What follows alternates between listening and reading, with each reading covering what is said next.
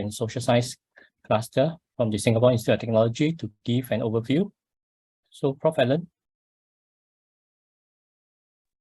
Thank you, Poon Seng. Let me just quickly switch screen.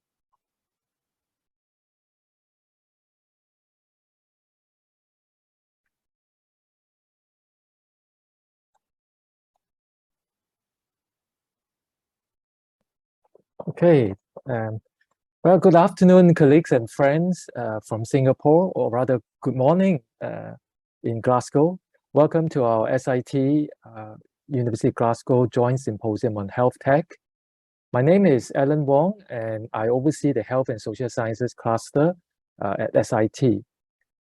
This is our first joint symposium, and I want to thank our speakers who have taken the time to join us today and who will be sharing their research work on applying technology in various facets of healthcare. Just a quick snapshot of Health and Social Sciences cluster at SIT. We have over 70 faculty members, more than 10 professional officers, and also adjunct faculty. We have 7 undergraduate programs.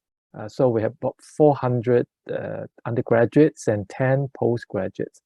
We're the only universities that offers allied health programs in Singapore, and we work very closely with our clinical partners in both applied learning and also applied research. Well, Singapore faces a dual challenge of an aging population with growing number of chronic and long-term conditions. And to manage the healthcare issues arising from this challenge, the Singapore government has in the past implemented sustainable funding models and health-focused philosophy that emphasizes on cost-effective care occurring in the community and even in the homes of the patients. The recent HealthTech initiatives further incentivizes citizens to adhere to a regular family physician, early detection and intervention of long-term conditions, health screening and preventative care, and self-management and monitoring. To be able to do all this, we can leverage on technology, which can support medical and health professionals in managing patients, and also empowers the individuals to take full responsibility of monitoring their own health. Our university supports the HealthTech initiative. As you can see, our undergraduate programs have a strong applied learning element where students translate theories into practice. Our community health projects have involved many community organizations as well as the grassroots, particularly in the Punggol districts, where our permanent university campus will be sited. In the next few years, our university SIT focus is to grow 5 translational research programs and 4 digital enablers. And for health, it is community health transformation. Importantly, it recognizes immersive technology, artificial intelligence, cybersecurity, and 5G as the technological enablers for these research areas. Our applied research programs support the national strategic domain on human health and potential and are aligned with the Health and Social Sciences Research Strategic Trust on community rehabilitation and healthy aging. Our programs are aligned with the MOH, Ministry of Health, 3 Beyonds, and the Healthier SG, and we have worked with Ministry of Health, Ministry of National Development, the Urban Redevelopment Agency, Enterprise Singapore, and Community Care Sector to develop integrated preventative and supportive care models and programs. And such programs includes community fall prevention, frailty, dementia risk, just to name a few. And some of the programs have already produced important outcomes and translational insights in community-based effectiveness and implementation studies. And lastly, as a cluster, we have strong alliance with all 3 public health clusters and also with our community partners. Our uniquely flat organizational structure in our university meant that we work very closely with engineering, infocom colleagues, and we're also the only cluster who have research collaboration with all 4 academic clusters. Besides this, our close partnership with our overseas university partners such as Glasgow also enable us to forge many collaborations. So this afternoon or morning, we will hear from our colleagues who have used immersive technology and artificial intelligence, robotics, and sensors in healthcare. We hope you will find something interesting and useful in your work and research. And SIT's partnership with University of Glasgow presents also a unique potential collaborative opportunity. And with our clinical partners, I hope this symposium will give us the inspiration to, or give you the inspiration to explore potential academic clinical collaborations. And before I end, I would also like to thank Professor Boon-Seng Wong from SIT, Professor Cindy Goh, and Professor Julian Ribot from University of Glasgow. They have put together today's program, and we are grateful to our speakers, our moderators, and also in advance, our Professor Susanna Leong, our Vice President for Applied Research, who will be joining us in the closing. I hope you enjoyed today's program. Thank you. Thanks, Prof. Alan. So may I introduce now to Prof. Manuel Salmeron-Sanchez, who is the head of school for the James Watt School of Engineering at University of Glasgow. So maybe we invite Prof. Manuel to share some overview. Prof. Yes, Manuel. I'm going to share my screen. Yes. I cannot share my screen at the moment because they say that the other. Yeah. Yeah. Okay. 1 second.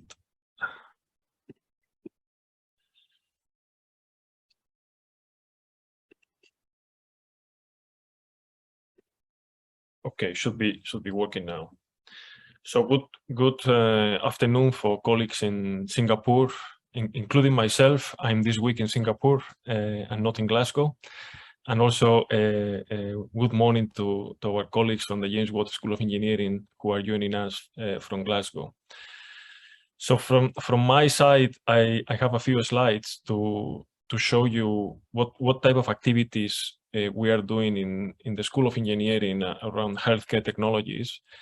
These activities are very, very much aligned to the principles and the vision that Professor Wong has just shown us. And we are very keen to continue our partnership between the University of Glasgow and SIT and foster new research collaborations. And I need to thank also the organizers from both sides of this symposium. And I'm sure that this will be a very good trigger of new opportunities between both institutions. So let me tell you that the James Watt School of Engineering is a large school in the University of Glasgow. We are the largest school in the College of Science and Engineering, almost half of the college.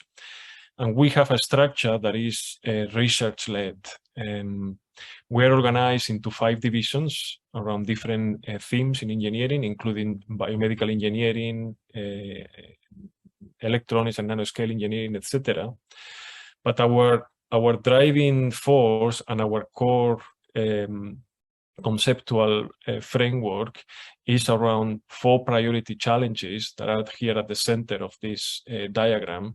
And one of them is healthcare technologies. So healthcare technologies is really a cross-divisional topic across the school in a way that most colleagues in the division of biomedical engineering, and I'm also a member of biomedical engineering, are developing technologies to improve health. But there are other colleagues also across the different divisions in the school who are also working around this priority theme. So it's one of the key areas that we want to foster and continue developing in the school. The school, as I said, is research oriented, and in the UK, you know that we go every few years, every 5 or 6 years, through something called the Research Excellence Framework, and this has just happened last year. So we have got the results this year, and this is a way in which all the universities in the UK and all the schools, in our case engineering, are measured in terms of the quality of the outputs, the impact of our research, and the quality of the environment. And in the School of Engineering, we're very pleased that we have been rank 12 overall in the UK from all the School of Engineering, 5th in terms of the quality of our papers, the quality of the research that we produce, and I'm very proud to be the top School of Engineering in Scotland, and that's a very good result. So the strength of our research are our outputs, our papers, and we have the ambition to continue improving what we do, in particular the impact and at all levels, the industrial impact, societal impact, clinical impact of our research, with the ambition to be top 5 overall in the UK in the next exercise. So around healthcare technologies, we have organized our activities around 4 main areas, which are in what we can call cell and tissue engineering, medical diagnostics, rehabilitation engineering, and soft materials and soft robots around wearables and implantables. We have a website where the priority challenge, the priority area of healthcare technologies is summarized and is explained. And I have a few slides with a few examples that there are different colleagues joining from Glasgow and Singapore. A few examples that are not complete. I'll just few of the topics that we are developing around healthcare technologies in Glasgow. So something that we've been doing and is perhaps less included in the topics of this symposium, but it's also very important in Glasgow, and I wanted to show you a couple of slides. It's around cell and tissue engineering in 2 areas. One is that we are developing in vitro tissue models to improve drug discovery and for disease modeling. And this is a very cross-disciplinary area where we have colleagues contributing from biomaterials, hydrogels, manufacturing technologies like 3D printing and cell engineering, and addresses a few challenges around different organs and diseases, including bone, cancer, arthritis and degenerative diseases, etc. In relation to this topic, something that we have been developing in the last 10 years is a strong group of people working around biomaterials for regenerative medicine. And the example that I show you here is that in partnership with a charity, the Bobby Charlton Foundation, we have been working to minimize the impact of landmines and how to maximize the amount of bone that remains after a landmine victim has had an accident, so that because this can really significantly change the quality of life of these victims by being able to wear a prosthetic leg or not. We have had a few successes, and we have done a few veterinary trials as well that have been very successful and very well covered by the media in the UK. And this is an area that we will continue improving in the school. More aligned to the topic of this symposium is the work that we are doing around proactive predictive diagnosis.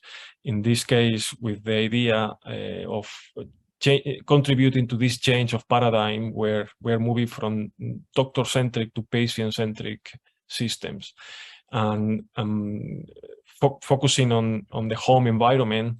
How can we improve and engineer homes so that they contain ambient sensors, cameras, and wearable devices that can monitor in a way the health of people, and this information can be communicated to the relevant healthcare providers, and so that action can be implemented. And this involves a number of technologies, including, for example, the development of non-invasive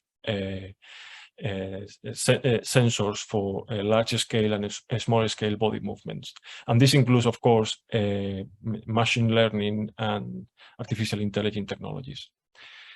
Within this topic, we are very proud in Glasgow of a collaboration to really engineer the next generation of sensors that can transform the way our homes can help provide new inputs for to monitor our health. So in this sense, it is a collaboration between different academics led by Professor John Cooper, who will be speaking later in this symposium, Professor Daniele Faccio, and also Professor Mohammed Imran, who is attending also the symposium, with the idea to develop quantum technologies that underpinning these new sensors to monitor more precisely aspects such as blood flow and the heart rate to assess well-being from home. There's also a web page for the project that I encourage you to visit if you want to find more about it. The other aspect that is also important in Glasgow is that in partnership with the NHS and the Queen Elizabeth National Centre for Spinal Injuries, we host the Scottish Centre for Innovation in Spinal Cord Injury.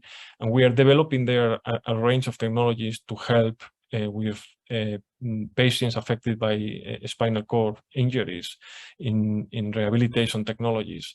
And one example is the idea that provide abdominal stimulation for improving breathing in these patients and using a range of sensors and monitoring how this is happening using ultrasound imaging, as I have here shown in the image. This area of work has been led by our colleague, Dr. Henry Golly, who will also talk later at the symposium. More importantly, that the areas that I have mentioned, and this is just examples of research that we are developing in Glasgow, I wanted to highlight that something that we want to really encourage is the opportunity to build collaborations, as I said, between SIT and the University of Glasgow. We have at the moment one Ignition grant running. Our colleague, Dr. Alex Vukovic from Glasgow, is working to translate EEG neurofeedback training for pain management. And this is an opportunity that we want to extend to other potential collaboration between colleagues from both institutions, limited not only to Ignition grants, but also to exchange and mobility of colleagues, PhD studentships, etc. So thank you all for listening to me. I hope that you will enjoy the symposium and that, as I said, new opportunities will come up as a consequence of it. Thank you. Thank you, Prof. Manuel. Can we show the step? Okay. So the presentation will be split into two teams. So the first teams on the immersive technology and AI will be on this main Zoom. And if you're going for the robotic and sensor, you can just go to the breakout room at the bottom of your screen. You can move between the main Zoom and the breakout room freely, so there's no need to assign. So please ensure that your microphone is muted during the session. You can type your question in the chat box if you have any question for the speaker itself. We have moderators at each of the two teams.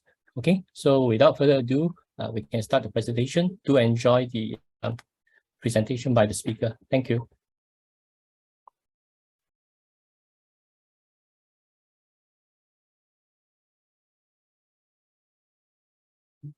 Ben and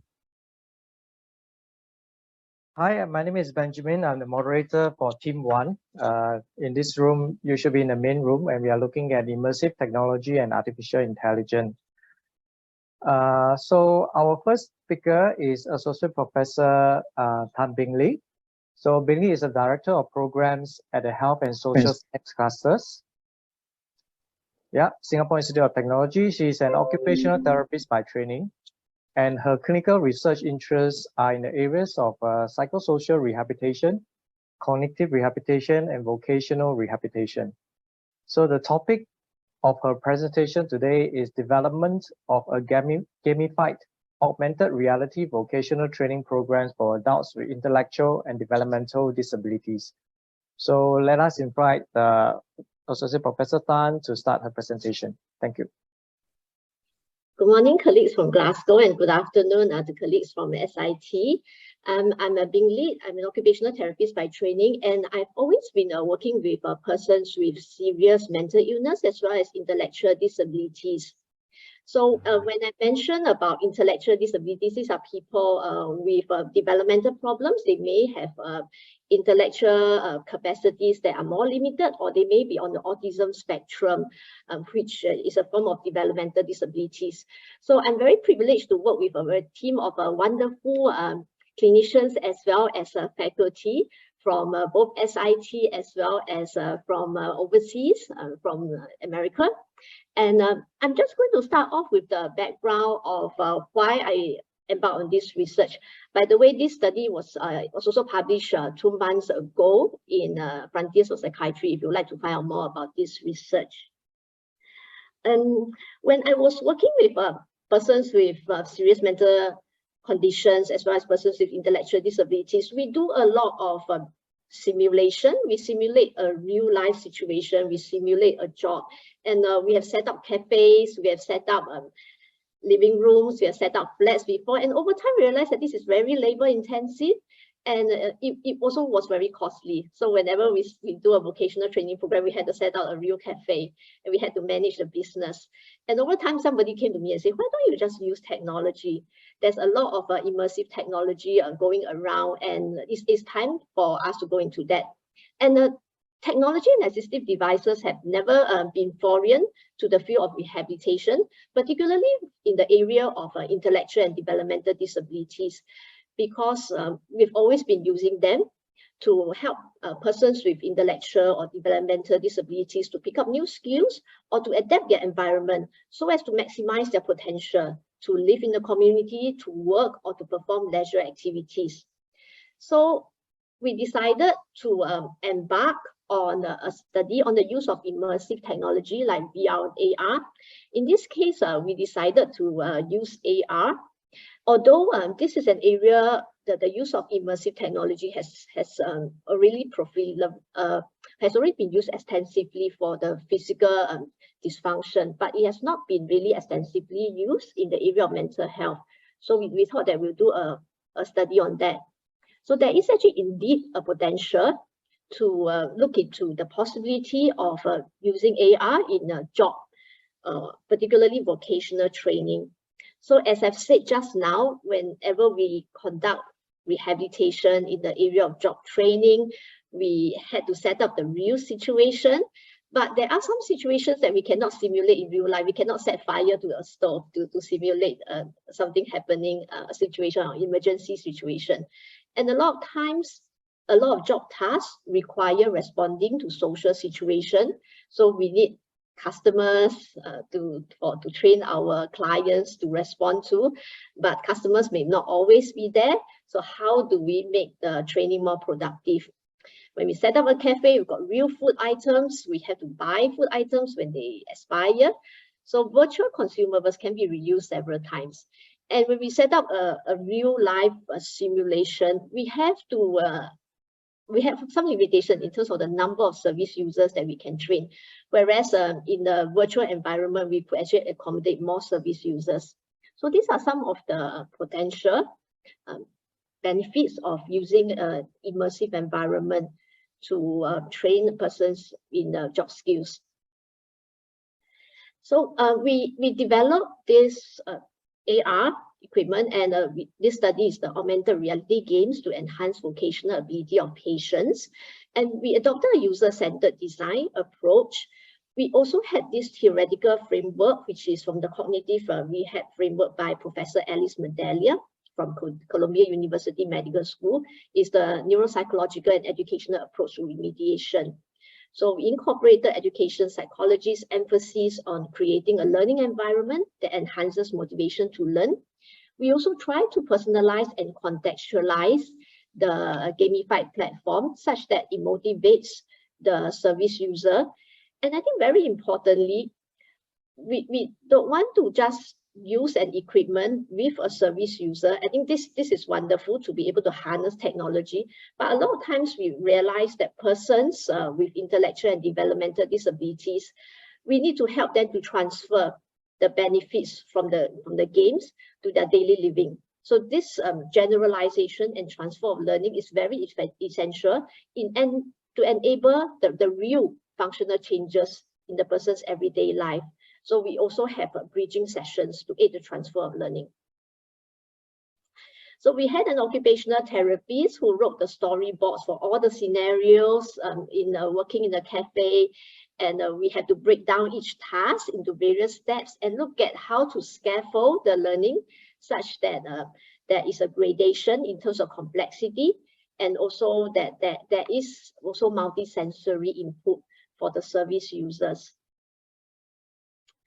And we use this headset from Zimmers. It's a company based in China, and the product is called Rhino X. We use Unity 3D for the application development.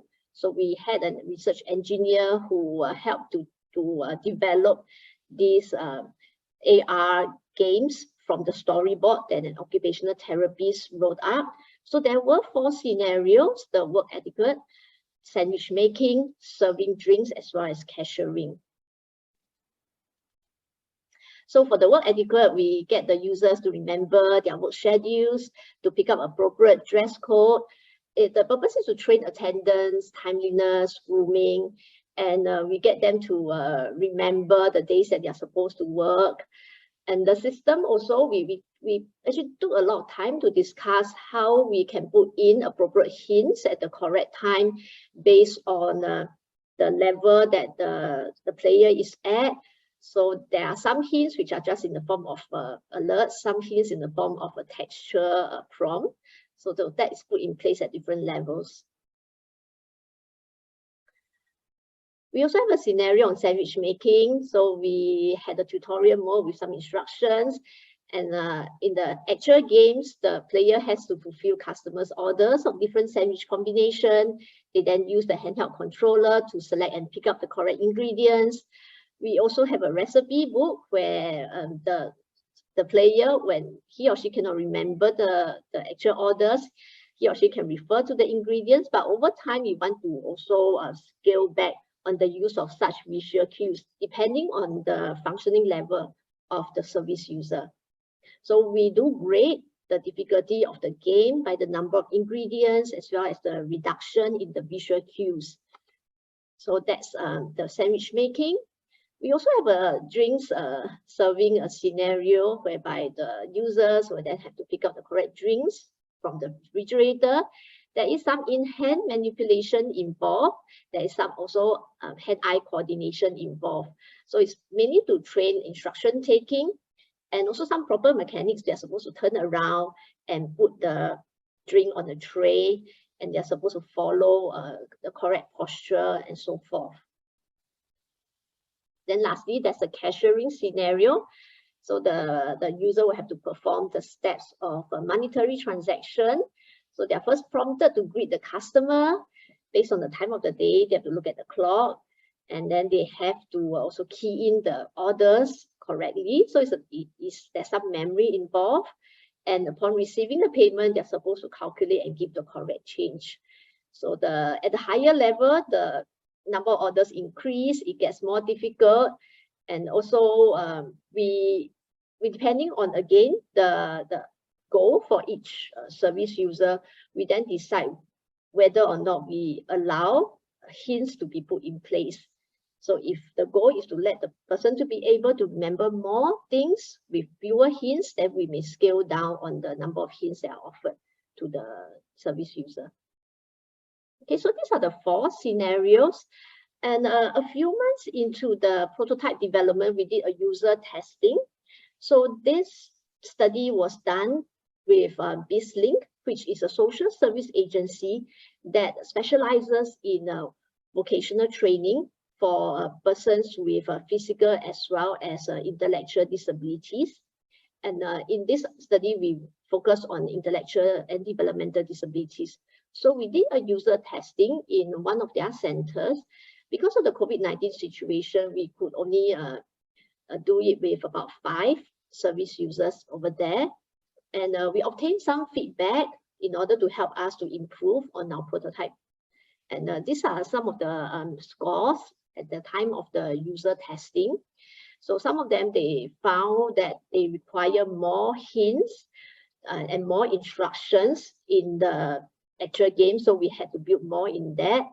And we also find that certain service users may have difficulty in terms of getting used to the immersive environment. So we need to do more preparation work. And but overall, the feedback was positive. So we decided that we could carry on with the prototype development. So our study was actually to, it's a pilot study. It's actually to obtain feedback from participants as well as trainers who were training these service users at Bhing Center in their vocational rehabilitation. And at the same time, we also want to measure the changes in their vocational skills and to a certain extent, their cognitive performance. So in this pilot study, we recruited 15 participants who were attending work therapy at the Bhing centers. So there were 2 centers under Bhing at that time. We did a screening using a cognitive test in order to understand a rough functional level of each participant so that we can tailor the program according to their needs in terms of their functional level as well as their vocational goal. We then draw up a training plan, and the participants actually participated in this program 3 times a week for 10 weeks. And we also work very closely with the job trainers from Bhing in order to ensure that the input was not only from the research team, but also from the staff at the center. So each week there were 2 sessions of the AR games, and 1 session was that bridging group to aid the transfer of learning. And each session lasted 30 minutes. And when they put on the headset, we were concerned about the motion sickness, and I think literature showed us that a break given every 10 minutes will help. So that's what we did. We also actually taught cognitive strategies during those games, and we reinforced these strategies during the bridging sessions. So we collected some data. We used this thing called the visibility evaluation checklist to rate the person's vocational skills. So this is rated by the Bhing trainers.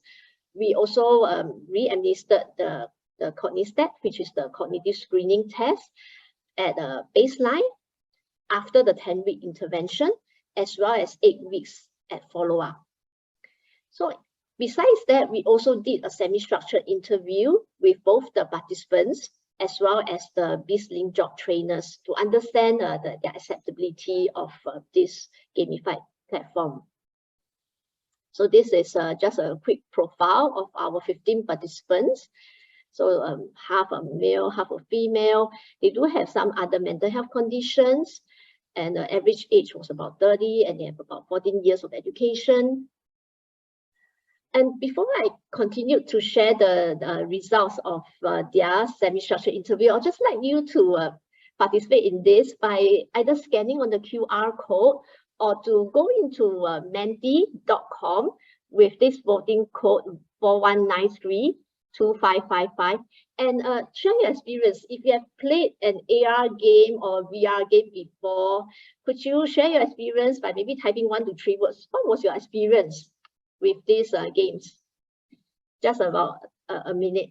So if you've done Pokemon or any other VR games, that would be, it'd be nice if you could share your experience. How did you find these games to be?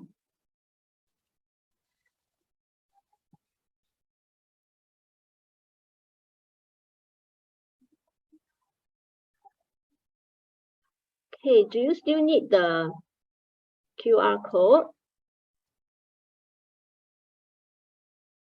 If you need, please raise your hand. Otherwise, I'm going to share the Menti screen. And if you need the link, I can put it in the chat box. Okay, so in the interest of time, I'm going to just share the screen very quickly. All right, so these are your inputs. Need better graphics, headset, cumbersome, never played them before, fun, disoriented, engaging, I would like to try, surreal, immersive, and so forth. Thanks so much for your input. I'm now going to share the results of the pilot study.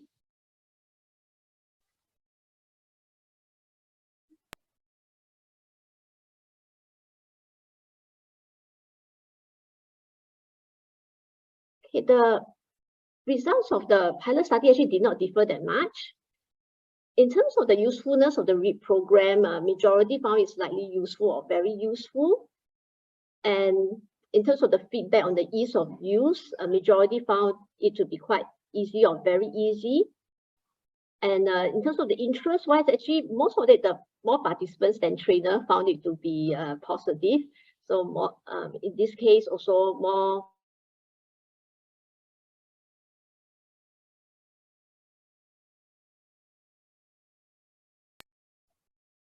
Hi, Bhing, are you still there?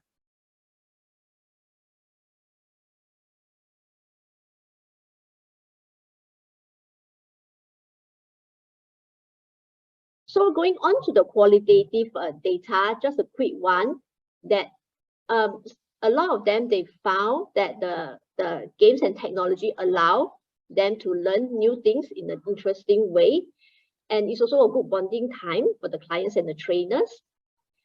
And many of the participants also found that they could actually self-pace when they are using the games rather than in the real environment. And another aspect that we found was the strategy learning wise. We found that the program actually could train aspects of cognitive functioning, and they also learn new skills that they didn't get to learn in the vocational training program. And other things were that we found that different people have different perceptions of the difficulty level of each game, and it seems like it caters to different functional level, which was great, which is why there's a need to actually tailor even the same game to different people. And lastly is the technical aspects. Some of you have mentioned the headset was cumbersome. This is the same feedback, that there were recommendations on using 3D glasses, and also maybe to have a second player on the mobile device so that the job trainer will be able to see what's going on. So at the end, and also at the 8-week follow-up, we found that there were actually significant improvement in the participants' vocational skills, as well as even the cognitive performance in terms of the memory and judgment. So in other words, there were some positive experiences with the adults in our study. And at the same time, we also did a quick systematic review on the use of AR and VR on persons with intellectual and developmental disabilities as well as schizophrenia. We found that there was a lot of technology that was used, from immersive cave rooms to using it as a job interview training program, to developing a rehab city with different community living tasks. There were also some on the use of the VR cardboard viewer, AR application on different parts of a person's natural settings. For example, at the ironing board to teach somebody how to iron, to teach somebody how to brush the teeth, and also the use of both VR, AR, as well as other technology, such as brain-computer interface, as well as eye tracking device. So incorporating different technology appear to be the next step. So I think in other words, as a conclusion, we found that VR and AR can be deployed in various ways in the implementation of rehabilitation for adults with intellectual and developmental disorders. There seem to be some preliminary positive findings on the feasibility, acceptability, and effectiveness. And there's also a potential to harness the useful features of the VR or AR and integrate with other technologies such as sensor feedback. But we still need larger and more robust studies to establish their effects on real-world functional outcomes. Okay, and with that, thank you very much. Okay, thank you, Bhing, for the presentation. Any questions from the audience?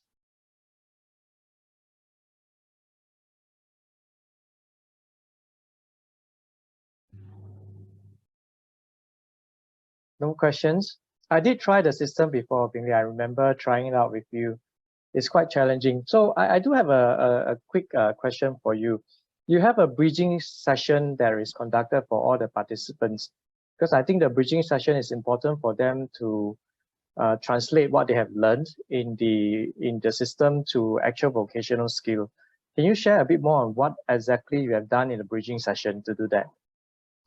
Okay, the bridging session is actually a group session whereby all the participants in the study who have done the games, they come together, they think about what strategies have I used to get that game accomplished. So they might use certain strategies like trying to repeat orders under their breath. They might visualize the ingredients in their mind. So all these strategies they then discuss as a group and think about how they can use these strategies in their daily vocational training. So that helps to contextualize it to their daily life. And we do have a question on the chat about the cost of the device and the program development. The headset that we use was that there were actually, I think, other more branded headset, which were at that time more expensive. So this one would actually cost only half the price of the other headsets at that time. But of course, I think over time, now with more advancement in technology, I think the prices have also gone down. I can share with you telling the price of this particular headset. Yeah. Do you have a control group? This is a pilot study, so we did not have a control group. I think future studies, we need to have one. Okay. Thank you so much for your presentations. I think in view of time, we have to move on to the next speaker. Okay, may I introduce the next speaker? Yep. Mohammed Imran here, sir. Yes. So our next speaker is Professor Jonathan Cooper. And Jonathan holds the Wilson Chair of Bioengineering at the University of Glasgow. His research focuses on addressing major healthcare challenges with a particular focus on medical imaging, medical diagnostics, and medical devices. He has also worked extensively in Eastern Africa on infectious diseases diagnostics in rural communities, especially in Uganda and Tanzania. And today his presentation topic is Quest, a project on quantum-inspired health sensing and analytics in the home.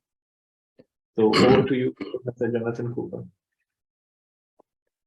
Very good, thank you, Mohammed. And I will actually be talking about some of Mohammed's work and also some of Qammer's work and work we're doing together as part of this program.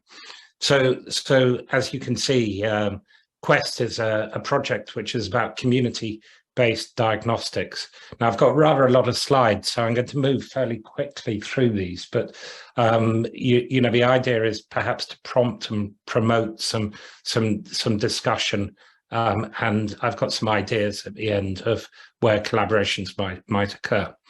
So the project itself actually was funded by our UKRI, which is our Research and Innovation Funding Centre, and EPSLC, the Engineering Physical Sciences, as part of that. And the challenge that was put forward to the whole community was, what would healthcare look like in 2050? So the idea is that this is meant to be ambitious and far-sighted, rather than perhaps close to market. Now, as it turns out, I think some of the ideas have moved quite close to market or close to the clinic relatively quickly. And in fact, Mohammed and Qammer and ourselves are looking at ways in which these technologies can be implemented, for example, in community settings such as care homes for the elderly. The concepts are not just around community setting, but perhaps around clinical settings as well. And I know there are a number of people from clinics who are here, and you will see some clinical data coming up later, which perhaps will be of interest to you. And from our side, we have quite a strong clinical engagement. So the project is necessarily multidisciplinary, and we sit within the sort of engineering, physics, computing side, looking at sensors, but we have these strong interactions with a clinical team. And there's Francis Mayer, who's a primary healthcare GP academic, Terry, who's interested in fragility and old age, and Dr. Katie Gallagher, who is actually a working GP as well. So there's a strong link into medicine, but also a strong link also into social sciences, and particularly in healthcare economics, looking perhaps at some of the aspects of the cost and of interventions. And, you know, that's a very important point in all of these studies. And when we look at what we're trying to detect, we really sit on this right-hand side of the Venn diagram.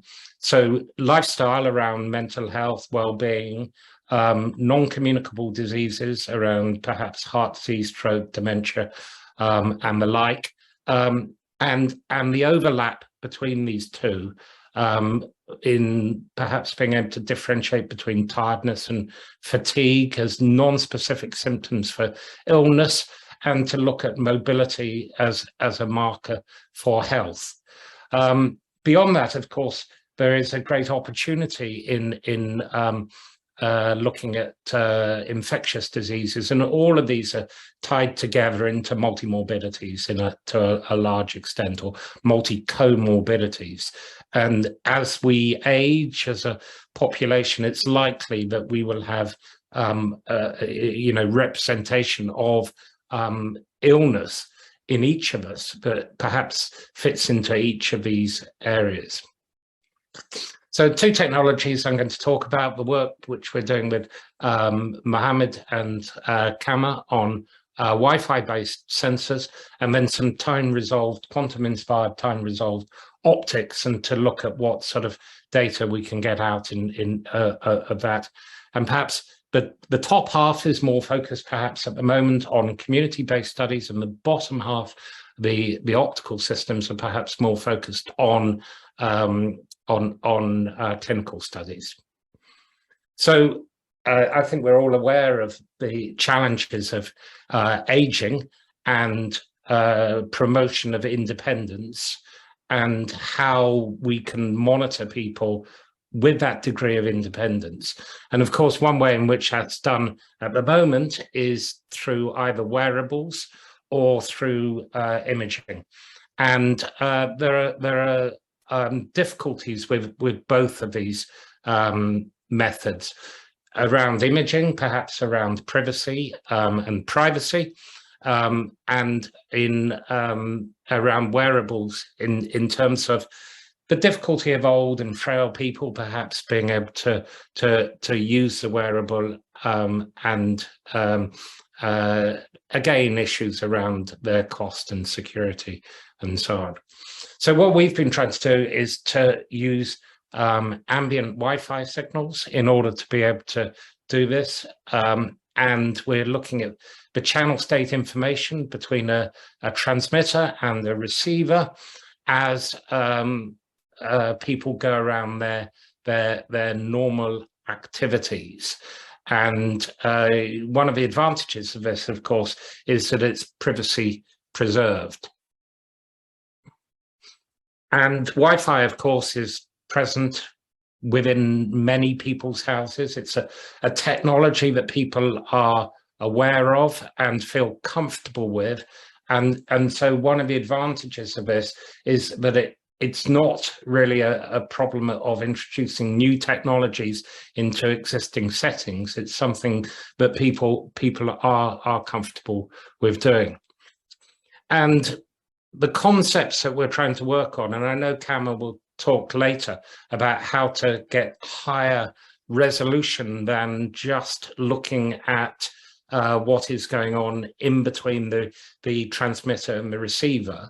But the concept that we're working on at the moment is the extent to which we can pick up some of these important aspects. You know, is someone alone, or are they having company, and being able to look at longitudinal studies to see how much time people spend by themselves and how much time people spend in the company of others, you know, as a strong marker perhaps for mental health or well-being in general.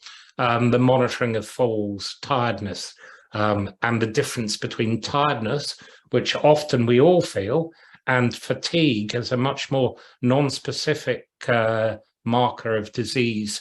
It was somewhere around about 15% of all people who go to GP surgeries, to primary care consultations, complain of fatigue as a long-term problem.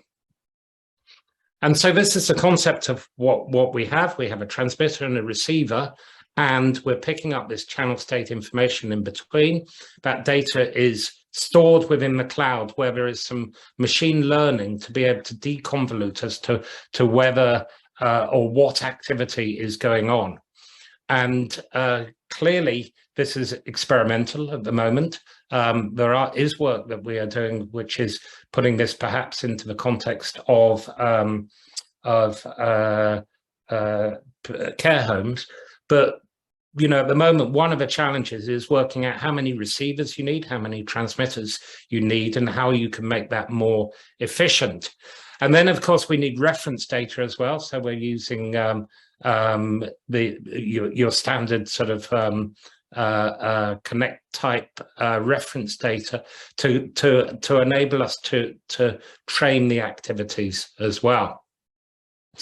And necessarily, there is a quite a large aspect of AI within this.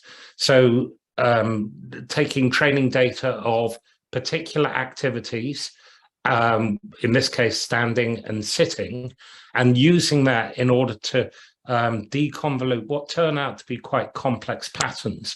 And a key aspect of this is actually using some sort of time longitudinal aspects as well of shifting frames within the analysis in order to make sure that we can understand what the true activity is. So whereas, for example, this might be training data here, you can see here that the data is much more complex, but in fact, you have the possibility of being able to look at activities which comprise walking and sitting down and standing up as first markers for being able to measure activity.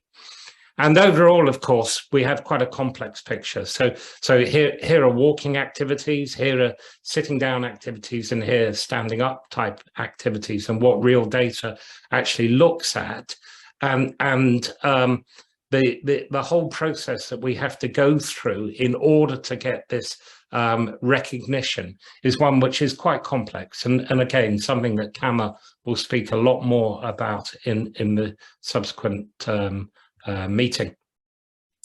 And then the final thing that I want to say about this sort of connected home in this context is the fact that this data, which is by its nature connected, because it could potentially be Wi-Fi type data, can be linked into, for example, our behavior and how we interact with our own Wi-Fi. What sort of areas of social media, multimedia that we're interacting with. And there is a whole piece of work around health and well-being where you can see, for example, the amount of time people spend watching television and how that changes and what is normal for them and what becomes abnormal for them as markers for health and well-being in general. And you know, acknowledgement to the team, not just in the UK, but with our transnational education partners within USDC in Chengdu. So how am I doing for time? Can someone tell me I've got 5 or 10 minutes left? Yeah, you have only spent 11 minutes, so there's definitely. Okay, brilliant. I can slow down a bit now. So the second area, and I should say that these two areas ultimately are going to be joined up and come into sort of multimodal type sensing. But the second area is based around developments which have occurred within, actually quite a lot of them have occurred within Scotland, within what is called the Quantum Information Centre, Quantic, around looking at quantum-inspired imaging. And this is time-resolved imaging, looking at information in across the time spectrum and seeing how you can deconvolute different information. And importantly, using time in order to pick out important signals as opposed and being able to reject noise at the same time. And this is work that we're doing with Danielle Faccio, who's in this Quantic Centre within Glasgow. And as I said, that the time resolved nature of the photons arriving mean that within a scattering medium, and that scattering medium could be some material or could be us as an individual, when we shine a laser onto ourselves, for sake of argument, then the information that comes back in the context of either reflected photons or in fact in terms of photons which might be emitted either by fluorescence or by Raman, and I'll say a little bit more about Raman at the end, that the information that comes back comprises bulk reflections, which come back very quickly, and perhaps slower photons, which take a longer time to occur, which have come from deeper within our body. And that is very much where we're interested to do this measurement. And so these were some of the initial results that came out of Quest, where you can see that firstly, that the technique is not imaging. You can pick up characteristic features which might enable you to identify an individual, and those might be physiological or behavioral features, but largely it's a privacy preserved technique, and that contained within the spectra, there's quite a lot of information, and it's what you can do with that information which is particularly exciting. So this is work that has just been published actually by Daniel and his team within Quest, where we're taking a low power laser, perfectly safe laser, 4 milliwatt laser, and shining it at an individual's neck, and then looking at what comes back in terms of the diffuse reflections, and we get this speckled pattern of reflections which are captured, and then there is a question of what we can do in the context of that information. And what Daniel did actually was look at this information. You actually are probably just a little bit out of step here. What he did was to do some fairly complex signal processing on this, which involved using scattering transforms to reclassify the information that was coming back to him. He used AI training data sets as well, and by shining the laser at the neck, at the aorta here, he was able to compare the data that he was collecting in the context of the sound of the heart beating, in terms of the fluidic flow within the blood vessel, with the sound that is picked up in this case by a digital stethoscope. And what he was able to show was that there is a very strong correlation between these two pieces of information. And one of the interesting challenges that came out of this was the fact that he had a study group, and the study group actually were a group of his PhD students.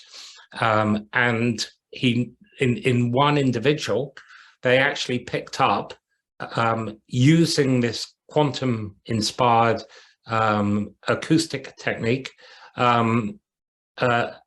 what turned out to be a slight defect within the heart, and this was not picked up by the digital stethoscope, and so in fact it transpired that the student was advised to go and see a doctor. The doctor sent him to the cardiology unit, and this sort of diagnosis was done serendipitously, by chance really, but was treated accordingly. So quite a lot of interesting activity there. So the work that we're doing within Quest is one which has necessarily sort of garnered quite a lot of industrial interest, and that interest comes from different groups, people who are interested in information. I mean, HALS is a spin out of EDF Energy, and they look at monitoring activity within the home by looking at power usage. Photon Force are the makers of the cameras which we've been using, or one of the makers of the cameras that we've been using. So quite a lot of industrial engagement which is going on there. And another really important aspect of what we're doing is so-called PPIE, which is patient and public engagement and involvement, or involvement and engagement. And we've been working in particular with Alliance as a grouping, bringing together patient groups and exploring how these two technologies could be framed in the context of their use by individuals within the community. You know, what are the worries that patients or individuals have about the technology, and what are the advantages over existing technologies? And you know, we've actually held a number of patient workshops. We've looked particularly at aspects around long COVID and fatigue and tiredness, and whether people would be prepared to be monitored during their sleep, you know, and what sort of implications there are of that, how much time they spend resting and sleeping. You know, there's some quite interesting feedback that's come back from this if people are interested in discussing that afterwards. And our idea, probably as a sort of vision for the future, is something around having a connected home, where you might have quantum sensors being able to say something about your clinical well-being, and Wi-Fi based sensors saying something about your behavioral aspects, and this being linked into your behavior and how you're interacting with digital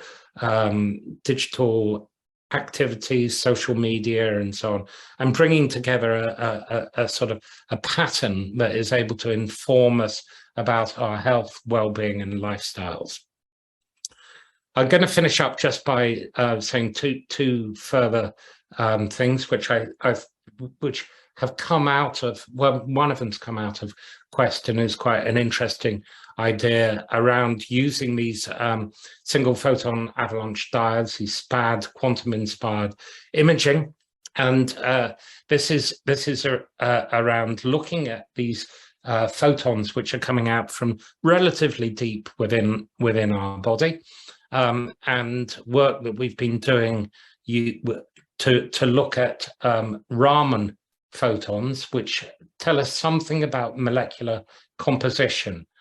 And the Raman measurement is one that needs great sensitivity, but it also needs to be able to reject a lot of the noise which comes back on a much faster timescale. So whereas we might be looking at sort of picosecond timescales around the Raman emission coming back, around about 10 to the minus 10 seconds, we have all of the fluorescence, autofluorescence from our cells and from proteins and so on, as well as scattered light coming back. And we can reject the fluorescence and scattered light and get to these exquisitely sensitive Raman photons.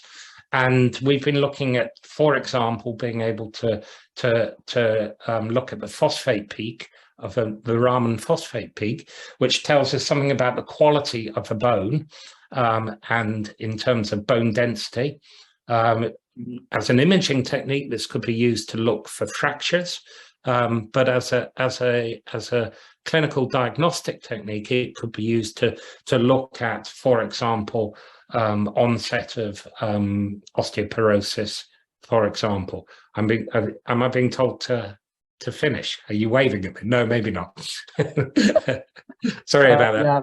And then just finally, I mean, Manuel mentioned this at the beginning a little bit, and Mohammed kindly sort of gave reference to it in the introduction. But we have a large program of work that is using AI in diagnostics within community settings, but looking at infectious diseases. And I know this isn't the subject of this talk, but we're always welcome to have clinical collaborations. And this is work that has been published in Nature Electronics, Nature Communications, and so on using smartphone DNA-based community diagnostics. In this case, we're looking for infectious diseases such as malaria and schistosomiasis. And we're working now closely with a Bill and Melinda Gates and George Soros Open Foundation funded social enterprise called Global Access Diagnostics. And in fact, the Royal Academy of Engineering are just about to fund a chair for me in this broad area of how we can go into communities and look at infectious diseases. And of course, the relevance, of particular relevance of this to this session is around the AI based tools that we use in order to do the pattern recognition and enable healthcare workers to do very rapid infectious disease analysis. So that I'm going to say thank you and stop, and sorry if I've overrun. Thank you very much, John. I think we have time only for one burning question, but we will have a lot of time in the later on panel session to ask questions from John and other speakers as well. So if there is one burning question which is already typed in, what is the specificity and sensitivity percentage for the RF signal and laser detection clinical abnormalities? Yeah, so I mean, good questions, obviously, and ones which we can pick up in discussion as well. So the classic way, perhaps, of looking at the measurement against the test result would have been to have shown the confusion matrices that we have, and then look at sensitivities or specificities broadly for both techniques. Just to cut to the chase, we have let's say specificities of around sensitivities of around about 90%. So for the SPAD based techniques, the optical techniques, a little bit higher than that for the RF based techniques. I think Mohammed would agree that 90 is about the right figure there.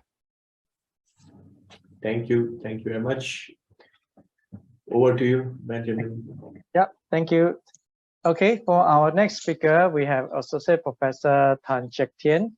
Chek Tian is an Associate Professor with the Infocom Technology Cluster at Singapore Institute of Technology, where he also holds his key appointments as a Director for the Center for Immersification. Chek Tian is particularly interested in applied research and teaching domains, especially in games and interactive media technology, with key focus on human-computer interaction, artificial intelligence, and computer graphics. His presentation is Walking the Metaverse. Okay, Chek Tian, over to you. All right, thanks, Benjamin. So as Ben mentioned, my name is Chek, and I run this lab called the Center for Immersification. As Prof. Alan has mentioned, our work I'm from the ICT cluster, Infocom Technology. As he mentioned, our work is primarily supportive, and in the context of this symposium, I guess, the research that I'm sharing is probably viewed more from the perspective of enabling technology for healthcare research. So this research was based on this, which is recent work that we published at CHI, which is the Human Factors in Computing conference, one of the key avenues for human-computer interaction, which is my field. So this is work that has been funded by LTA, Land Transport Authority of Singapore, to help them evaluate how to, or rather, to provide a tool to better evaluate commuting experiences. So infinite walking is very much core to the experience in the VR application that they require.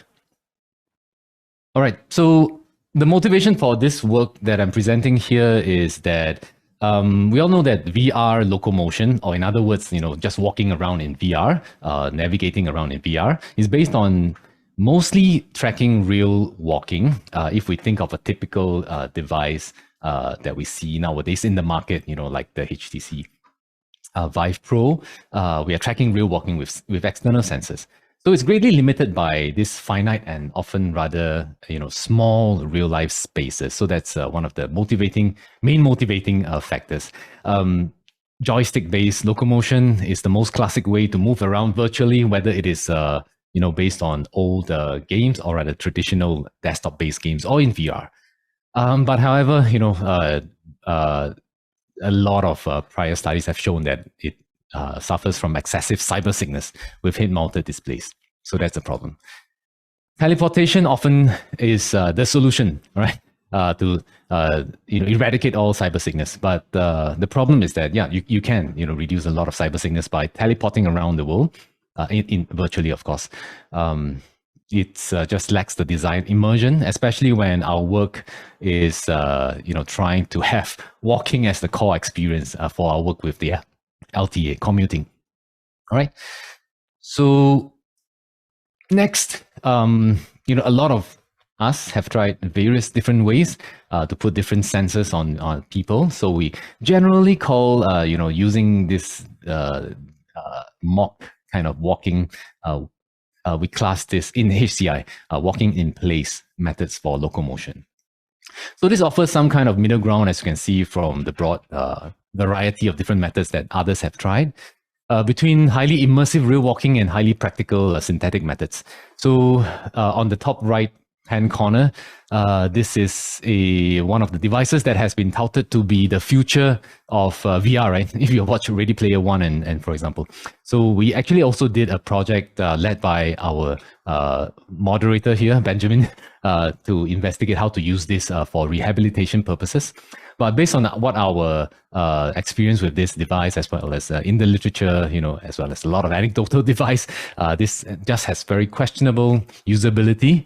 It's not like real walking, it's like sliding. We call them slide mills because it's really sliding on a piece of plastic. So, but the main thing is also it's not very accessible to the common consumer to use as a device. All right, so all the rest of the things at the bottom are much more accessible tracker-based walking in place solutions, which we will also investigate how to best do this for experiences that require immersion, some good level of walking immersion, whilst not giving away everything to teleportation. All right, so in terms of what has been reported, right, there has been quite a number of systematic reviews, as we can see over here.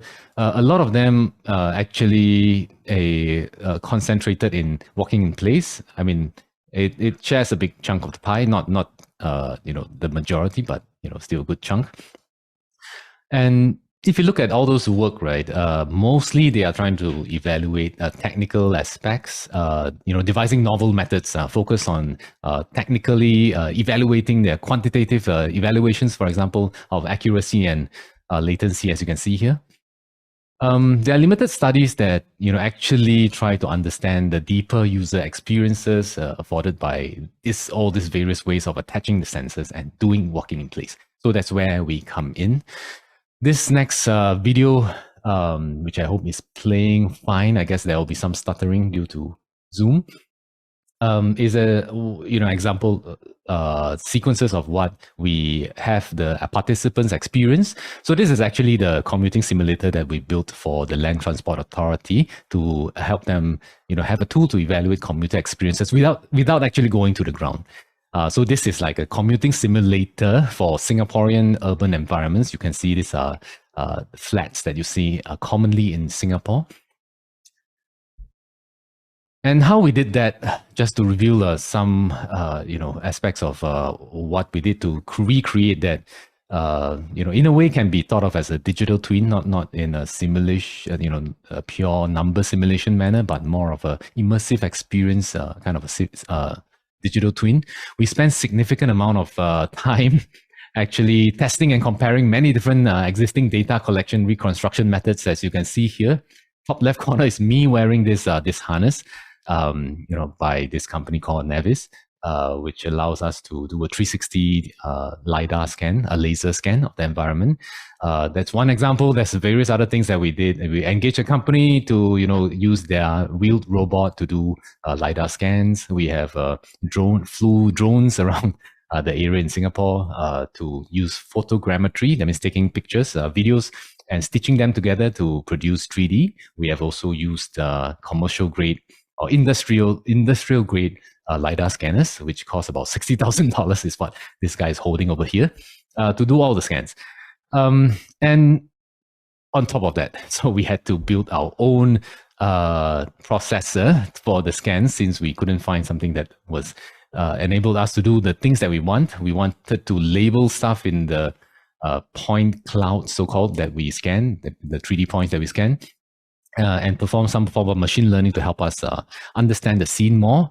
The reason is because it is quite a huge area that we are creating, huge in terms of if we were to create it like manually. So we wanted to explore procedural generation in combination with this existing tool called ArcGIS City Engine. So we did all this in order to generate this environment that you see over here. All right, so that's creating that simulation, mostly the visuals of the simulation. So, but the research here is actually focused on the interactive elements. As you can see here, these are 4 ways we can attach sensors to the body. And although they may look similar, they actually provide, or rather they induce very different behaviors from people, which is the core of what we are researching here. What is the best way, and what is the way to let people, move through this with and feel like they are present in the commuting experience. All right, so this some details about our experiment. Everybody did a survey as usual to get the demographics for each locomotion method, one of the 4 conditions. Participants first familiarized themselves with the equipment and controls. They went through the actual commuting experience. We had goals and UI markers to guide them to move around the environment. They did a couple of experience questionnaires, pretty popular ones in our HCI space.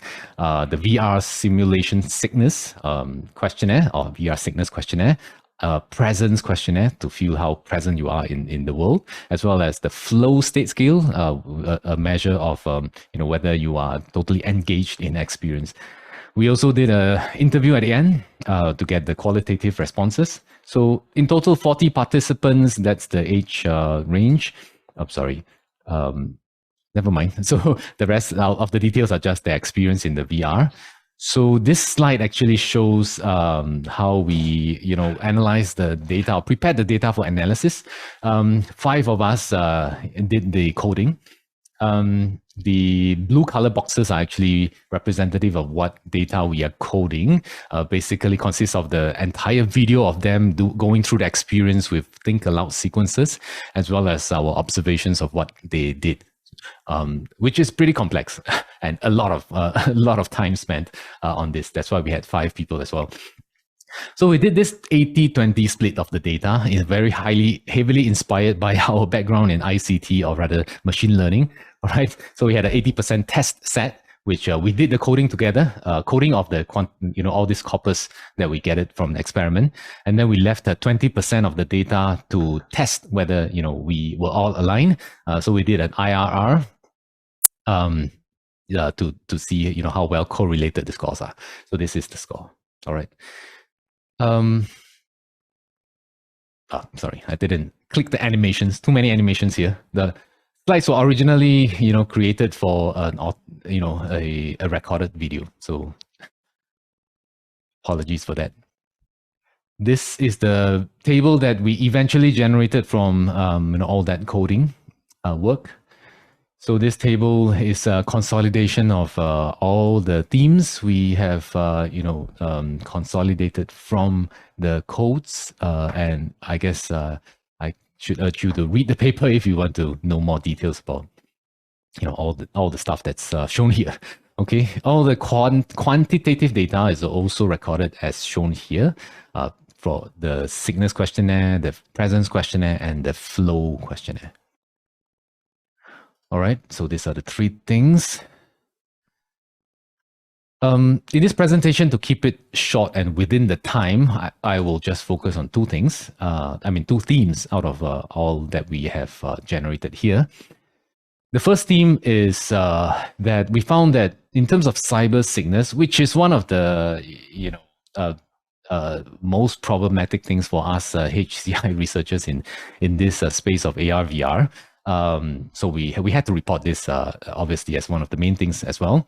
But to our surprise, we found that there was minimal cyber sickness, all right, with this walking in place kind of a exertion. And although it was minimal, we still went deeper to figure out, whether there was any, association with the things that they eventually did when they wore different kinds of trackers. So first thing, the quantitative, if we look at the count, right, the total number is small. 12 out of 40 people reported any cyber sickness at all. All right, I mean with the code cyber sickness, right? So that is pretty low, which is very well correlated. I mean, very well, in line with our quantitative scores over here. The max score for VR sickness is 100, and you can see that the maximum bar here is lower than 14. All right, so overall it is pretty low. If we go deeper into the numbers, right, in terms of cyber sickness, the arm swing condition, that means only using the arm to move, as you can see in the video here, right, it actually produced more cyber sickness.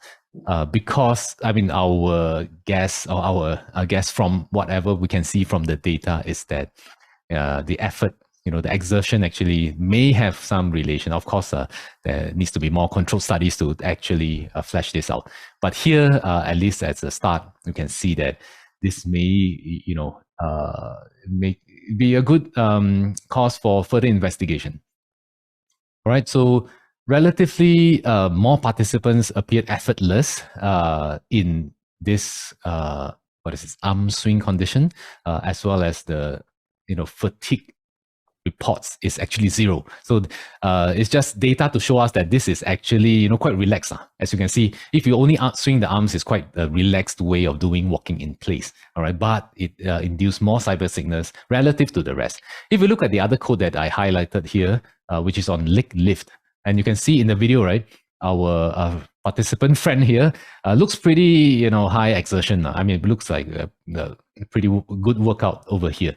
All right, and with this, right, I mean, in this condition, you can see that it's reported that more people reported that it was fatiguing. So indeed, what I said was there's some level of truth from the data. All right, and the important thing is that in relation to the cyber sickness, to jump, the animation. All right, there's no zero accounts of cyber sickness for leg lift. All right. This highlighting of the bars is just to show that the quantitative data also is well aligned with that. The highest bar being arm swing, the lowest bar being leg lift, highest bar meaning that the most cyber sickness. All right. Just to recap that actually the overall cyber sickness was low. It's just that we wanted to find out whether of the low accounts were there any associations. Okay, the other theme that I wanted to highlight here is walking in place gestures. All right, there is a certain relationship between where we place the trackers and what people did. So you can see that there was great variety in the way participants perform walking in place based on the trackers that we put on them. Some appeared to instinctively exhibit gestures that were afforded by the trackers. That means there's some relationship between where they are and then what they did. Okay, when they immediately put it on without any information, this is what they tried to do. All right, with knowledge that I have, for example, arm tracker only, then I may only swing my arm, but there are others who, with the arm tracker only, they still perform the full range of walking in place, and so on, all right? And then there's a belt on the waist as well. So all this, we were trying to see whether that had any effects on what they did, all right? So others, or rather, a lot of them sort of reported that it was awkward. And this is also what we observed as well. Okay, let me clarify that. Actually, sorry for saying the wrong thing. This was mostly from our observations. As you can see in the video as well, that most of them are doing very awkward things. Okay, in walking in place, and they're not really doing the usual walking in place things. Walking in place actions that we feel that they should be doing. But instead, the quantitative data showed us that if you can see the box behind here, let me just go back a few things. The box behind there, it actually showed that the what is that? Fluency of performance. Sorry, the text very small. Fluency of performance was actually relatively high, which is interesting because they thought that they were fluent in their actions, but instead they look very awkward. Okay. So that's the two interesting things that I wanted to highlight here. The rest of the stuff, I would urge you to just read the paper. All right. You can see some more awkward things that people did. This was only with the headset on. That means we're tracking purely based on the headset. They know that they're just wearing the headset. And that was what they did, bob the head. Some of them at least. Okay. So in all, the design insights are shown here. Again, just as example, one of the things that we wanted to offer, from our data and our analysis is that we need to really consider where we are putting or what we are using to track the movements.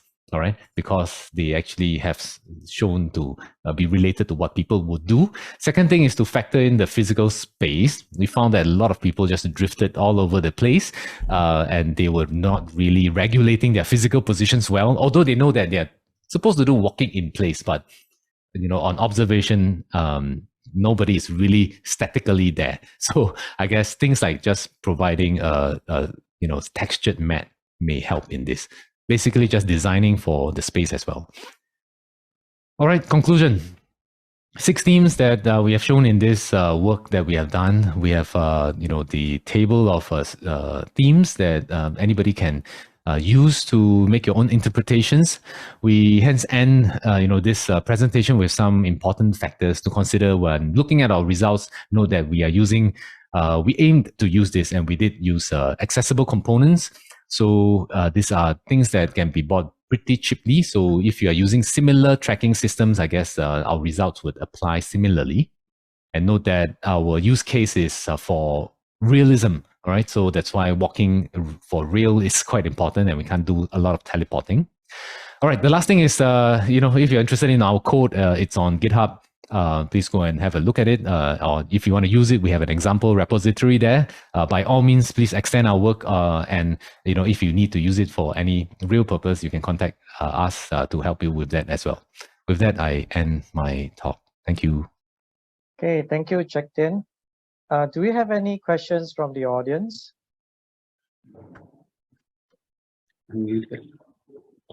Yeah, just quick question soon. Thank you, Tian, for interesting talk. So I'm just curious about this and the previous VR-based presentation as well. That how about your experience with using these Google Cardboard or cheap headsets? Do we get same quality of service when we use that? Because I understand, based on our experience, because we host Eon XR Reality Center here as well, that if we are not using good headsets, then quality will not be like that. Yeah, I mean, for sure, if you're talking about quality in terms of the graphical quality, as well as other forms of even the interaction quality as well, and quality is depends on your use case, right? I mean, a good quality experience for achieving walking in this place may be different from a good quality experience in just viewing a 360 video. So I guess it really depends on what your use case is, and to design for the specific experiences that you intended to provide. Google Cardboard definitely, in just talking about resolution, it depends very much on the phone that you're using to put in the Google Cardboard. But the more the bigger impact, since you're using that as an example, is on the interaction. So there's very limited kinds of interaction that you can do with Google Cardboard. With respect to our example here, walking, you can pretty much only use the phone accelerometers and gyroscopes to determine the actions, which may not be enough to provide, a high association of walking with what you see in VR. But in other use cases, like my example of just wanting to experience a roller coaster, for example, sitting down experiencing a roller coaster, that may be sufficient. Of course, that brings other questions as well. I mean, roller coaster would induce a lot of cyber sickness if we don't design for the physical movements of the roller coaster. So that's another issue. But just saying that, it depends on the intended user experience. Thank you. Thank you. Thank Do you. we have any other questions? Okay. Chek, I have a question for you, just quickly. Because Yes. I know you have different trackers to sort of like determine the movement of the individual using the system. So how do you link the speed of the movement of the tracker to the speed of the actual scene movement in the VR environment? Because if you move the hand and you move the leg at different speed, the VR scene may play at a different rate, I suppose. Yes, indeed. So this is actually our suggested future work as well. I'm not sure if you can see the table, the cursor here. There's a substantial amount of them, 68 accounts of lacking of speed control. So exactly what you mentioned. We actually have varying speeds for varying exertion level, but apparently it was not enough in terms of not enough to let them feel that they have control over the speed. So that is something that we certainly want to investigate in the future in terms of how to better personalize this exertion association with the speed that they experience in VR. Again, we turn to machine learning for that, but that's for the future. Yeah. Okay. But very good thank you. question. And yeah, thanks. Yeah. Okay. Great. But Benjamin, if you could enable screen sharing for Qammer, just allow him to share his screen. He has joined separately as well. So in the meantime, I introduce our next speaker, Dr. Qammer Abbasi from University of Glasgow. Qammer is a reader with the James Watt School of Engineering. He is also the deputy head of the Communication Sensing and Imaging Research Group and a Royal Academy of Engineering Industrial Fellow with Celestia. His research interests include biomedical applications of millimeter wave and terahertz communication systems, variable and flexible sensors, and antenna interaction with human body. His presentation today is on the topic of intelligent walls for future healthcare. Thank you. Thank you so much for the introduction, and thank you so much, Julian and colleagues from SIT, for organizing this very interactive and useful session and inviting me for the talk. And as John already laid the foundation for the work, so this is joint work done by John, Mohammed, and me. So I don't need to go much in basics, but I will present some of the futuristic work we are doing. So the challenge here is projection of health expenditure worldwide. So the health expenditure globally are increasing significantly. So we have a prediction that by 2060, the health expenditure for UK will be around 12% of the GDP. And same is for many other developing and developed countries as well. And the cost per capita is increasing as well. And one of the main driver for this increase in cost is increase in elderly population, which is around 9.32% of total population as per stats in 2020. And the ratio is increasing significantly as well. And it's predicted that by 2030, around 24% of the population will be elderly. And this raises the question that our current healthcare system models are not sustainable because of such a humongous increase in cost of care. And we are looking here for sustainable healthcare. By sustainable healthcare, I mean we maximize the potential and advantage for community health by minimizing financial impact, environmental impact, and social impact. And our group research is around this sustainable healthcare. So our vision is to make a future healthcare proactive. Idea is that we move the care from hospitals to homes, but John was mentioning in-home monitoring. So the idea is that we are going to have sensors all around the home, which can measure environmental changes, nanoscale changes in people, or through other sensors, which includes contactless sensing, RFID, and these sensors will work together to provide a secure information to be transmitted over 6G, 7G, whatever will be available, to a cloud where data processing will be performed. And then we can provide clinical intervention and feedback in a proactive manner. And in this talk, our focus is basically on contactless solution, which John was mentioning, and I'll give more details about this in subsequent slides. But we are working in devices as well, for example, non-invasive glucose monitoring device, nanoscale devices, skin hydration level measurement, looking at molecular and biological changes inside the body at terahertz. So the key here is that we have radio frequency signals which are omnipresent, as John mentioned, in the form of Wi-Fi, in the form of mobile, in the form of radar. And the key here is that we look at perturbations in the signal, which is explicitly channel state information, to look at either gate analysis or vitals by applying advanced signal processing and machine learning to make proactive decisions.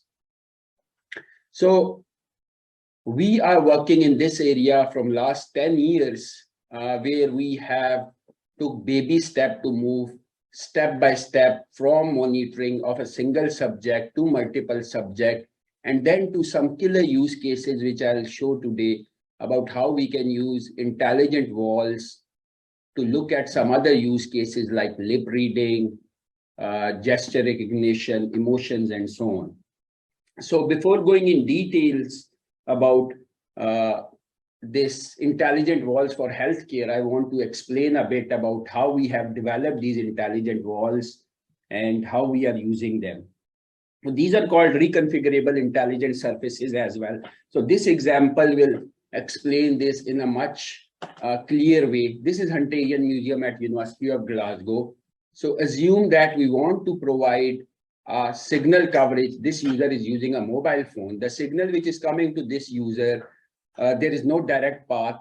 The signal comes after reflections from buildings, from inside wall, and we have reflection, diffractions, and so on. So the signal which reaches to this user, it basically have destructive interference. So maybe user will not get good quality of service in terms of mobile signals. But how about if on a wall, I put something inside the paint, which we call intelligent reflective surfaces or intelligent wall. What this will do, that it will focus the signal or beam toward the user. So this will ultimately improve quality of service for the user. And this concept has applications in all domain of life, including aeroplanes, big stadiums, railway stations, vehicle to X communication, and so on. But we have used this explicitly for healthcare application, and I'll show that today. But before going into detail, I want to tell how these intelligent walls are being created. So I will use this word IRS because this is most commonly used. So basically, we have a unit cell. So we have a unit cell which we design, and then we basically replicate this in a form of a large structure. And then this is called meta surface layer. And then at the back, we have a control layer which control these unit cells to reorientate the beam. which I showed previously. So the idea is to make our design unit cell first.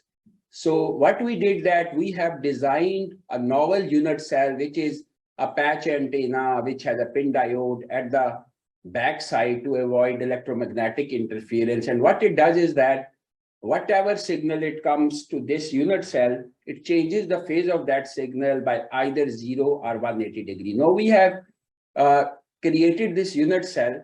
So what we did, then we just replicate these unit cells to make a larger structure.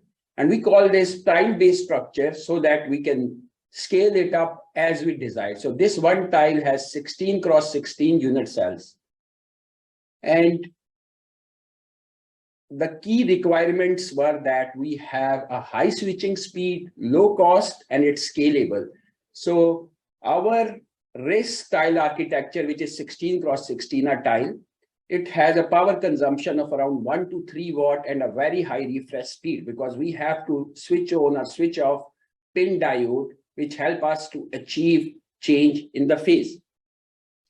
And then the key to make this tile-based approach was so that we can make it scalable. We can make it in any shape as per the requirement.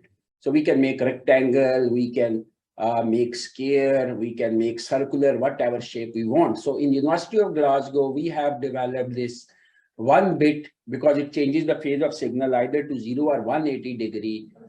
So we made 16 tiles, as you can see, and then we connected them together to make a smaller version of a wall. And the total size of this 1-bit intelligent reflective surface was 1.4 cross 1.4 meter, which had 496 unit cells, and per element current was around 2 milliamp, and total power consumption was around 18 watt for such a large structure. And you can see this is the back side of this structure.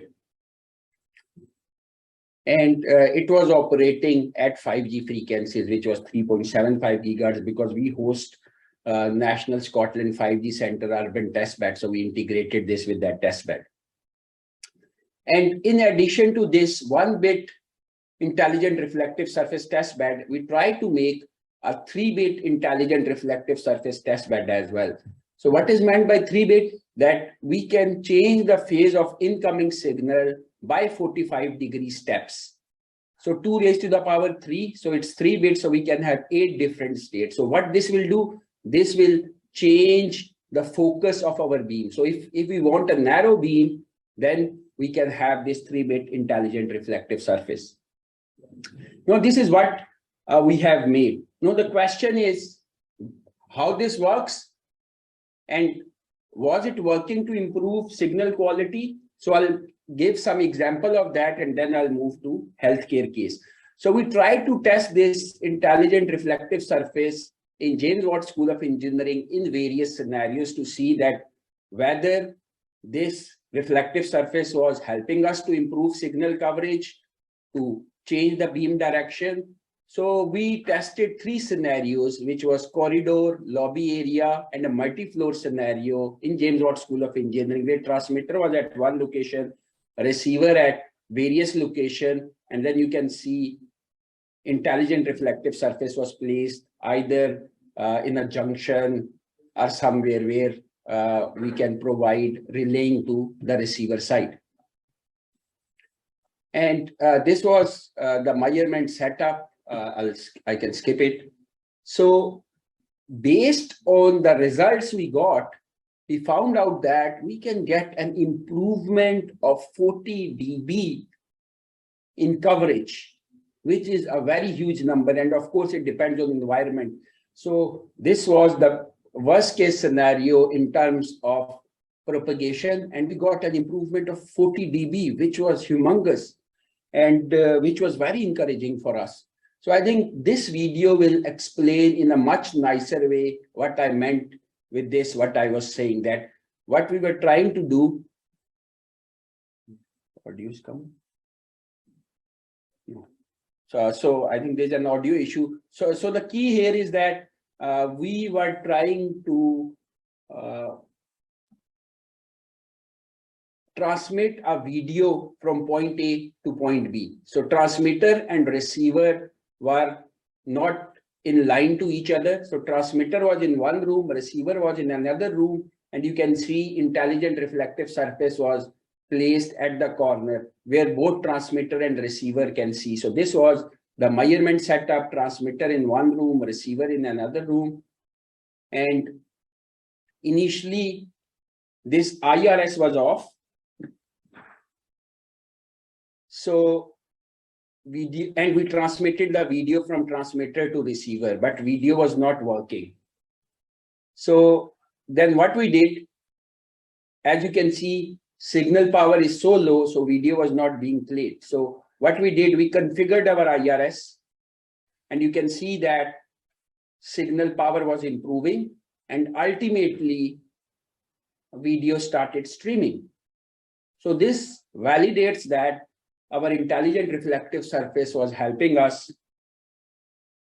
to improve signal quality, which help us to do some interesting things.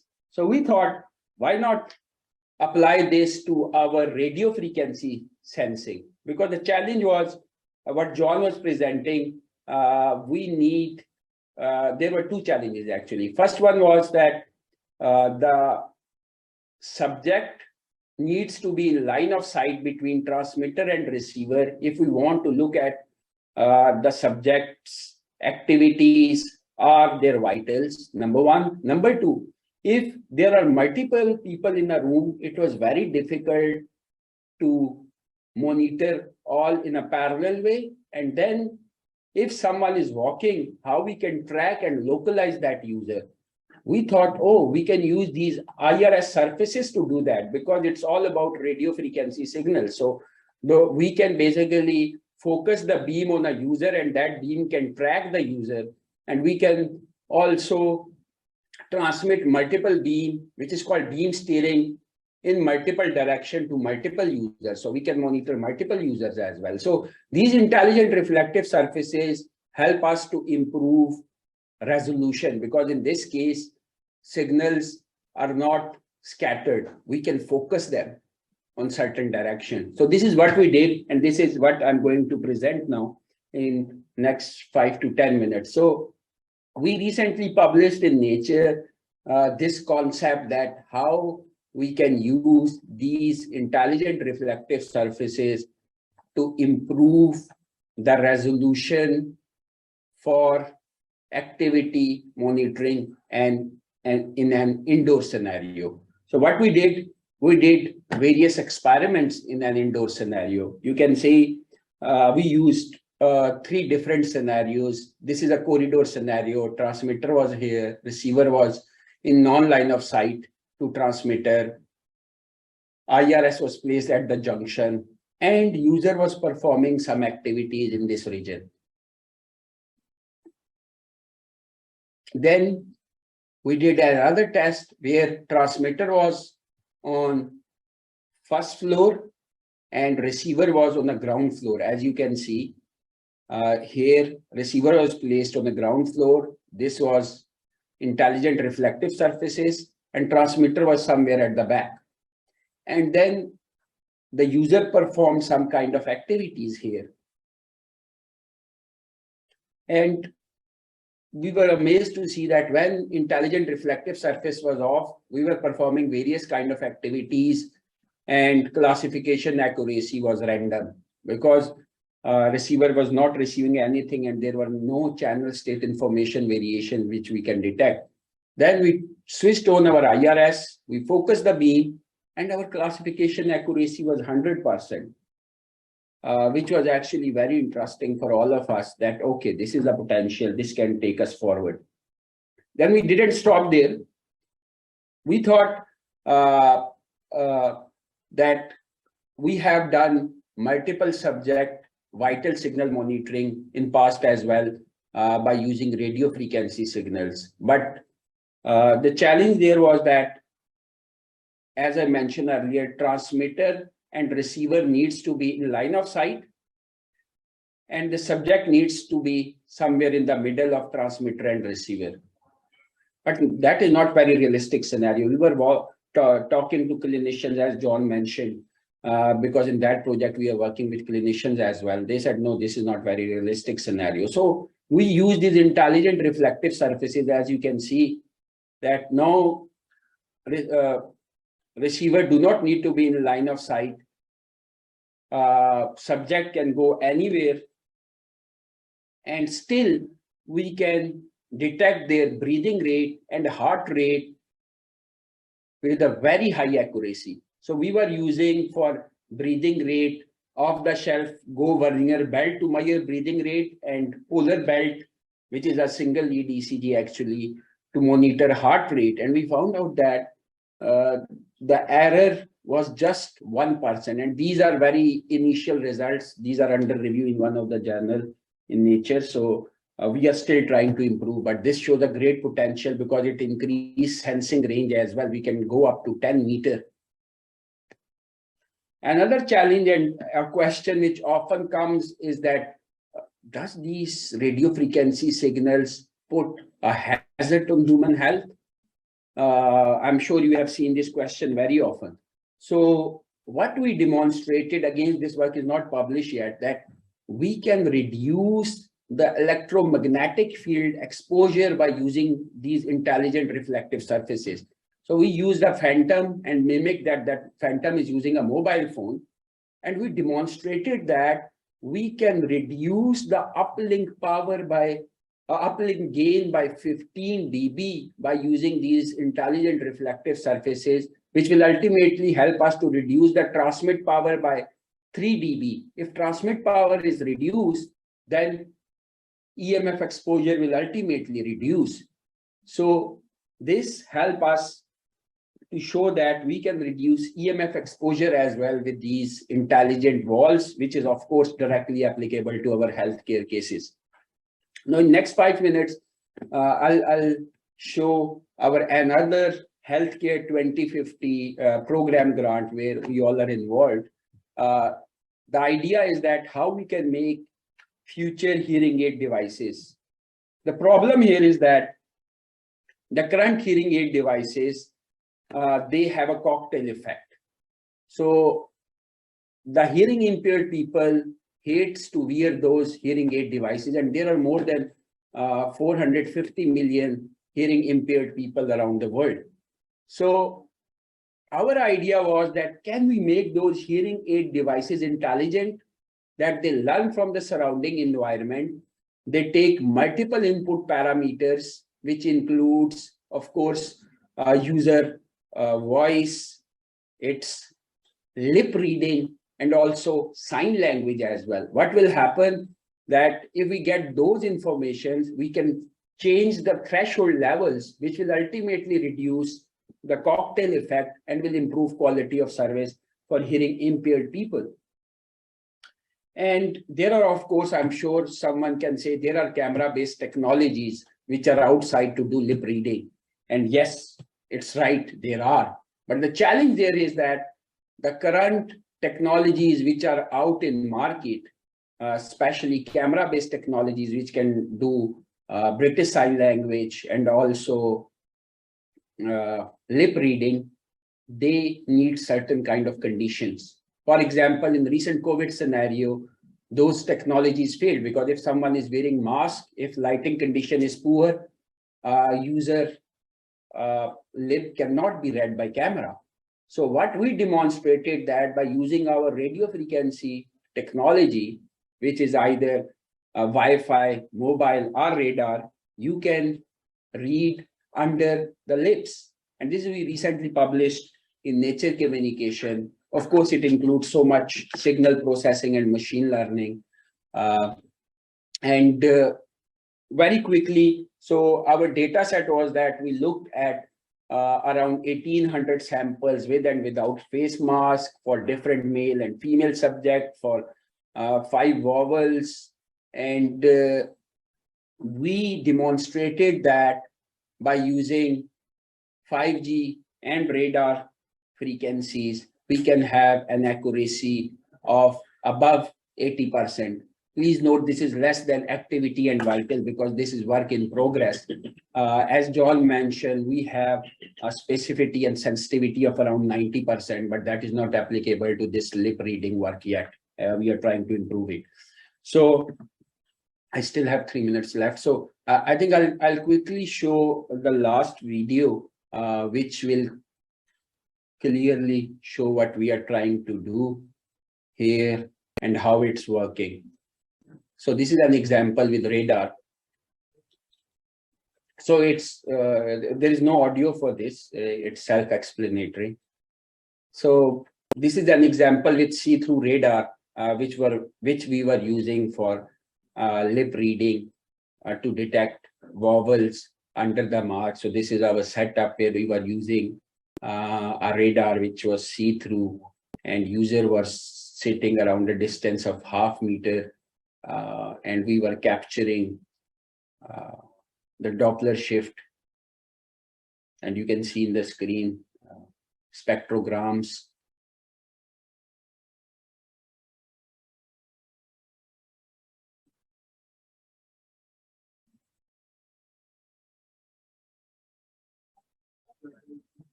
And of course, as I mentioned, that we were doing signal processing and deep learning on that. And there were the results for British Sign Language, where we looked at 14 different standard expressions, and the accuracy was around 95% in our case. And my final remarks are actually, I'm exactly on time, that we are trying to follow UN sustainable goals by applying our contactless sensing technique. It's sustainable because we don't need any additional infrastructure to implement it. And intelligent walls, which will be embedded in future paints, in windows, can help us to aid the accuracy and resolution. And of course, I would like to acknowledge all the group students and especially Professor Muhammad Ali Imran, where we are working together, and of course, John as well. Thank you. Thank you very much. And if you could unshare your screen so everyone can see you, and we can also pick up if there are any questions. Any questions from the audience?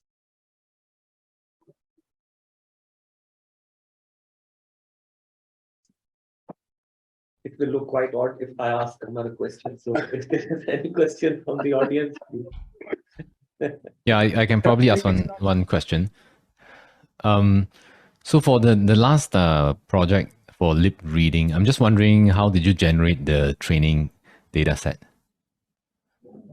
So the training data set was basically from the subject. So we have collected the data where we had basically user was saying something and we were trying to extract it. So we were using 80% of the data for training and remaining 20 for the testing.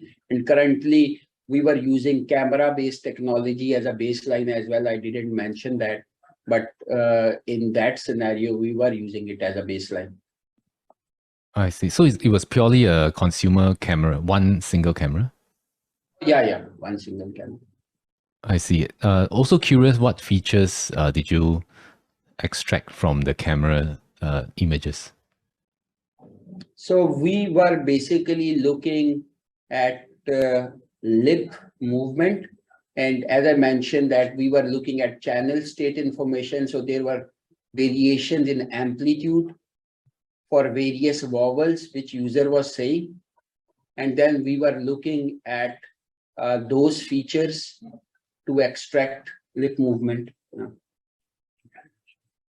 I see. Thanks, Mohammed. Very impactful work. Thank you very much. So Professor Cooper has a question. Okay, John, I just saw your raised hands now. Please ask your question. Yeah, so just a very quick question about your lip reading. How do you take into account different accents? I mean, your training set must be must either be enormous or must not work. I mean, it must be culturally specific. Absolutely, absolutely, John. Very valid question. So that's why I said this is work in progress. So we are trying to increase our data set with various accents. So that's a very valid question. I mean, particularly challenging in Scotland, I think. That's so actually subject as well. So, but we are trying to increase the data set because we notice that from female to male, it varies as well. From age group as well. So we are trying to increase. Yeah. And there must be cultural nuances as well. Indeed, indeed. And we are working on multiple languages as well. Yeah. So English is well, of course, yes, yeah. And I mean, how many words did you do it on letters or words? So we did the work we published, it is letters, but no, we have collected the data for around 500 sentences, which we are processing. So currently it was letters. So it's step by step. So now we are moving to words and sentences. I'll tell you what the real challenge would be is doing Chinese. You know, some, you know, you can have 4 or 5 different words which are almost identical. Like ma, ma. Very valid. Tones will be really challenging. That's why sentence recognition is more interesting, because then you can extract few things from the context. Yeah, that's all. Great. I wonder whether it can be a diagnostic as well. Indeed, just like gait monitoring, John, this work can be used exactly. Yeah. Interesting. So I think Benjamin and Julian has rejoined as well, and Professor Wong Boon Seng here as well. So I think we have just finished our session as well. So we are indeed honored for Prof. Susanna to join us at this session. So Prof. Susanna is the Vice President for Applied Research at SIT. So maybe we can get Prof. Susanna to do the closing. Yeah, thanks so much, Boon Seng, and thank you, everyone. I'm sorry I couldn't be with you guys throughout the entire workshop, but I managed to log in just after 5, and I was fascinated by the, very high in energy discussions that I had in both tracks.